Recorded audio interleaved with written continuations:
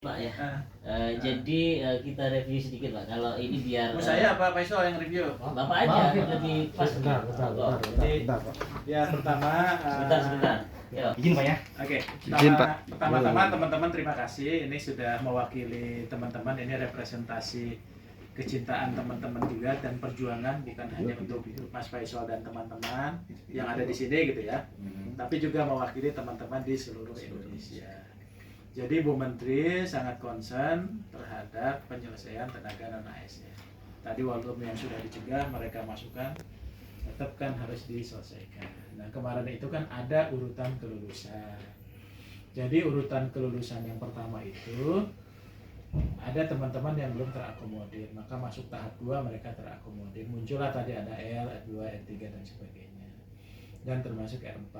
Bagi teman-teman yang terdata dalam database BKN, kemudian mendaftar dan mengikuti seleksi, maka dinyatakan ada dia langsung dinyatakan lulus. Ada juga yang mereka bukan tidak lulus, tapi porsinya itu nunggu di belum mendapatkan formasi, tapi masih di dalam lapangan bola. Ya, masih ada di dalam. Masih ada di dalam.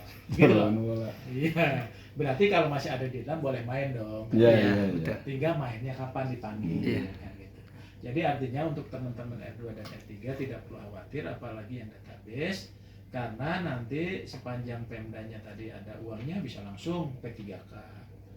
Kalau uangnya kami nggak cukup gitu, ya udah paruh waktu dulu, tapi dikasih NIP.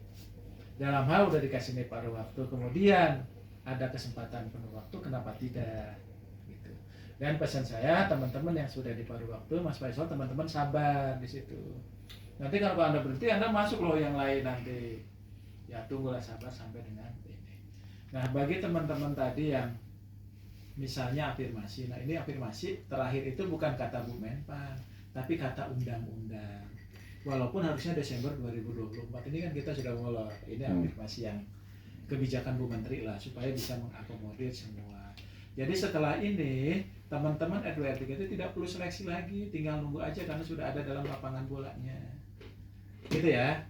Dan pesan saya, kerjalah baik-baik semuanya. Yuk kita bangun negara ini dengan baik, birokrasi kita jadi guru-guru yang baik, karena sayang pengabdian yang sudah berpuluh-puluh tahun dengan tadi kompensasi yang tidak sesuai, sekarang mungkin apresiasinya secara bertahap kita jalankan. Gitu ya. Makasih teman-teman sekalian. Silakan Mas Faisal. Ini sedikit kepada teman-teman sekalian, juga apa yang disampaikan Pak Abah ini, Kepala Deputi Kemenpan RB, bahwasanya teman-teman ini adalah afirmasi terakhir R2 dan R3, maka untuk bertenang, tenang dan sabar untuk menunggu giliran untuk bermain, kan begitu. Jadi ada kalanya pemain itu sudah cukup tua, sudah umur, sehingga harus digantikan pemain yang lebih muda, kan begitu. Maka dari itu juga saya ingin menyampaikan juga teman-teman harus juga bisa memastikan di daerah masing-masing, yaitu tidak ada lagi rekrutmen honorer yang baru. Itu yang kedua, memastikan kebutuhan honorer di daerah itu bisa terpenuhi oleh R2 dan R3 nantinya. Itu. Dan kami juga dalam kesempatan ini, nanti kan ini video ini bisa dikirim kemana-mana, juga ingin meminta kepada Bapak Kemendagri, Bapak Tito Karnavian, untuk lebih mempertegas kepada kepala daerah untuk tidak lagi ada kepala daerah merekrut tenaga honorer baru. Dan Bapak Tito Karnavian, saya meminta dengan segala hormat untuk menerapkan sanksi sesuai dengan perundang-undangan apabila ada kepala daerah yang melanggar dan tetap untuk merekrut honorer baru. Maka dari itu kami bersama honorer seluruh Indonesia R2 dan R3, mari satukan tekad ini sama-sama untuk menjaga dan mengawasi agar jalannya R2 dan R3 ini bisa berjalan dengan lancar ke depannya. Maka yang memiliki hak lebih awal silahkan, dan seperti itu.